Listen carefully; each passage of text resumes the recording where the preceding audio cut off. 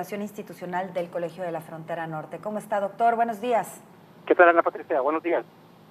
Oiga, le quisiéramos preguntar, aquí estamos David y yo, con este tema, el Donald Trump y su política internacional, Donald Trump y sus exabruptos, Donald Trump y sus mentiras, Donald Trump y sus repercusiones. Y yo me iría con esta primera pregunta.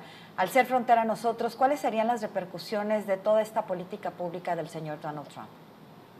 Pues sin duda alguna nos genera repercusiones desde la posible revisión del Tratado de Libre Comercio, que puede tener una serie de consecuencias en las tarifas arancelarias de las exportaciones mexicanas vía a través de los distintos espacios que genera el Tratado de Libre Comercio.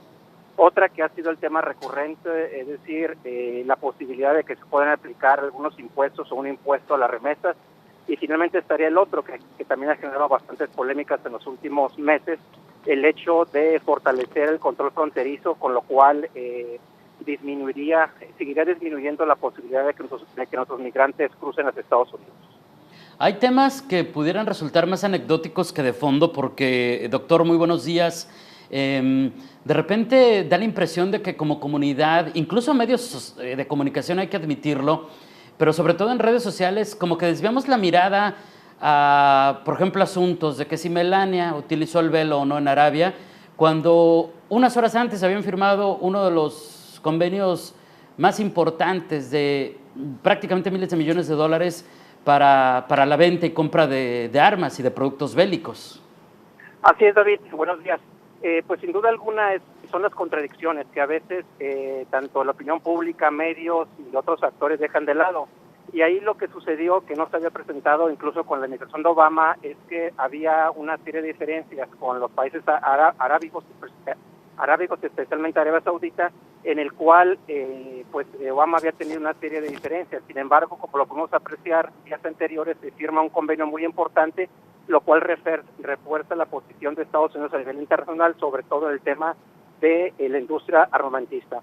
Por otra parte, está el hecho de que, como lo pudimos apreciar el día de hoy, hubo un encuentro con el Papa y se plantearon una serie de temas. Sin embargo, pues llama la atención que uno de los temas que en su momento se planteó en la reciente visita que se hizo a este país, pues el tema de los migrantes quedó prácticamente de lado. Eso nos refleja de que sin duda alguna a nivel internacional Estados Unidos sigue manteniendo una hegemonía, y es ahí donde México tiene que actuar en función de la diversidad y de los contrapesos que existen en el sistema político de ese país. Volviendo a esta reunión que sostuvo Donald Trump con el Papa Francisco, la verdad es que llama muchísimo la atención este discurso donde eres bélico, donde haces comentarios bastante fuertes en torno a varios países y luego vas y te reúnes con quien representa para el mundo de los católicos la paz, y vas y visitas Medio Oriente y visitas Israel. Creo que es el presidente de los Estados Unidos que lo ha visitado más rápido. ¿Qué se puede entender de esto, de estos discursos que a veces parecieran encontrados, algunos verbales, otros no? Pues, Ana, reflejan sin duda alguna la diversidad de posiciones y los intereses de los actores. En ese sentido, creo que ese tipo de espacios deben ser la oportunidad para plantear las prioridades. Es evidente que en meses pasados se expusieron diferencias entre la Santa Iglesia y, por otra parte, en este caso, el presidente de los Estados Unidos. El reto es que, y ahí es donde México tiene que entrar, es entender esa diversidad y esa diversidad de intereses, pero también los contrapesos que existen en el poder de Estados Unidos. Lo que hemos visto en meses recientes, sobre todo con el papel de la Corte, en algunas detenciones de algunas órdenes ejecutivas, refleja en este caso la importancia del Poder Judicial, pero también del Congreso. Y creo que nos tenemos que adaptar a esa diversidad, y es ahí donde los contrapesos, insisto, son sin duda alguna un tema importante para disminuir las tensiones con Estados Unidos.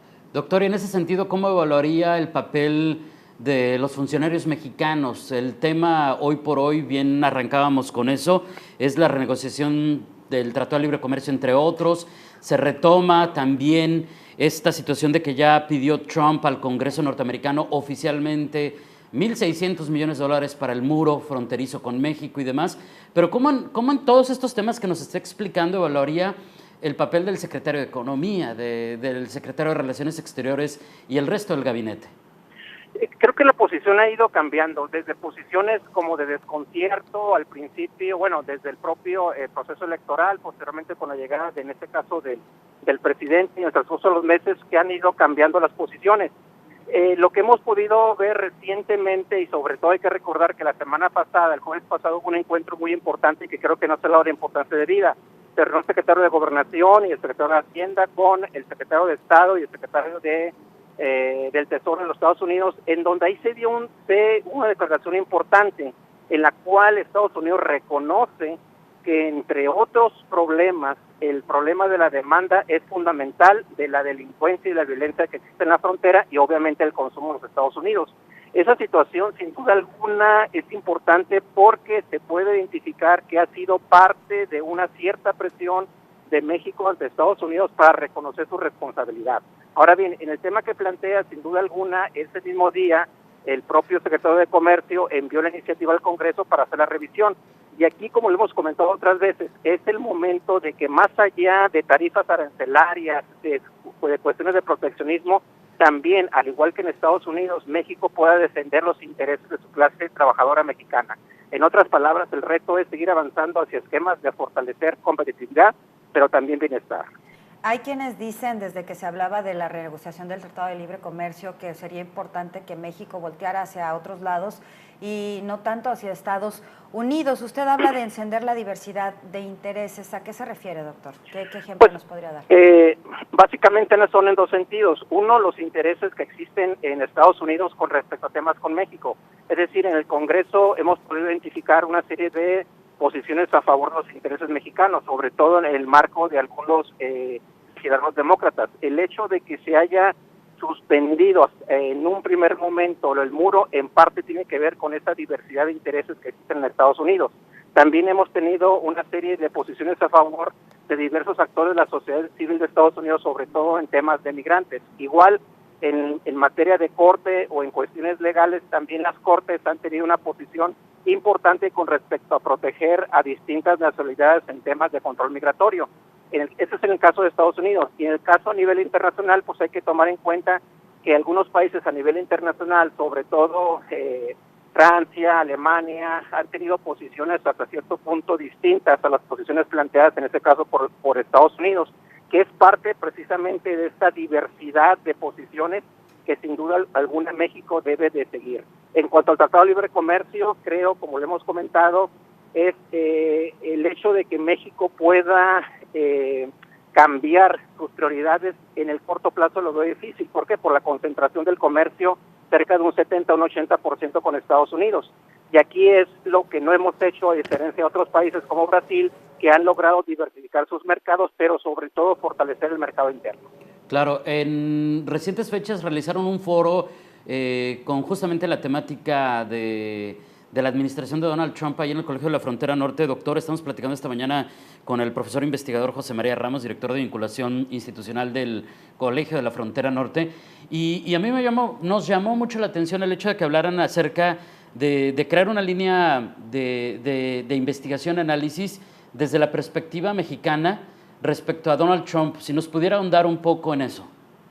Sí, mira, efectivamente, la semana pasada tuvimos una reunión con algunos colegas del colegio y además con la profesora doctora Mónica Serrano del Colegio de México, en donde discutimos los temas de coyuntura y sobre todo la importancia de que en la actual situación podamos fortalecer el tema del estudio de los Estados Unidos y sus repercusiones en el caso de México. Efectivamente, esta perspectiva mexicana tiene que ver con el hecho de cómo fortalecemos la defensa, pero sobre todo las prioridades mexicanas en los temas centrales con Estados Unidos: seguridad fronteriza, terrorismo, cooperación económica, tratado de libre comercio, temas de cooperación ambiental, entre otros. Y es ahí en donde la importancia de entender el sistema político de Estados Unidos sigue siendo una realidad. El hecho de que en noviembre pasado el electorado de Estados Unidos haya elegido un presidente con las características que conocemos, pero que también exista la ligera posibilidad de que este presidente pueda ser sometido a un juicio político, refleja los contrapesos del sistema político de Estados Unidos.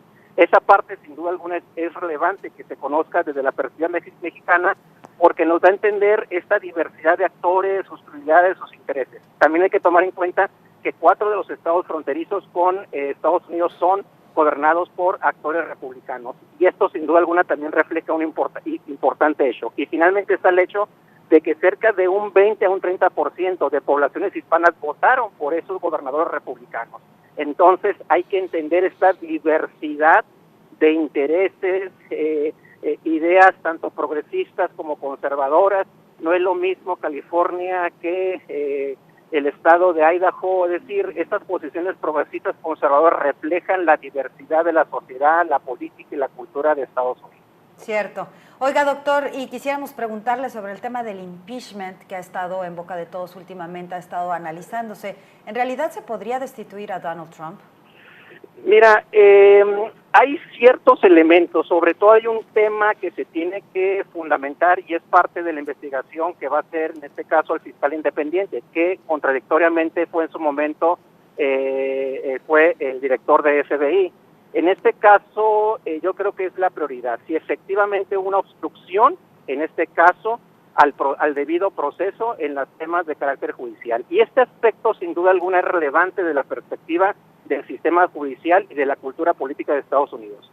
Si se llegara a comprobar esa situación con pruebas fidedignas y en las cuales directamente estuviera involucrado, en este caso el presidente, creo que sí había ciertas posibilidades de avanzar a un impeachment con esas características. Sin embargo, también hay que tomar en cuenta que existe una mayoría en el Congreso, liderada en este caso por republicanos, que en algún momento, que si bien han cambiado de alguna manera sus posiciones, recientemente hemos podido apreciar que se podrían adherir a una visión, digamos, vinculada en este caso a las prioridades que tiene en este caso la opinión pública americana. Yo creo que hay que estar atentos a ese tipo de aspectos y sin duda alguna es de los aspectos que tenemos que entender para el caso de la cultura mexicana, es decir, esos aspectos del debido proceso, de la imparcialidad, de que no se obstruyan los aspectos de carácter judicial, son sin duda alguna elementos que deben fortalecer nuestro sistema político mexicano. Sin duda, un tema sumamente complejo que nos dará para seguir platicando durante mucho tiempo, si usted nos los permite también, doctor. Mientras tanto, muchísimas gracias y muy buenos días. Les envío un saludo, David y Ana, y hasta pronto.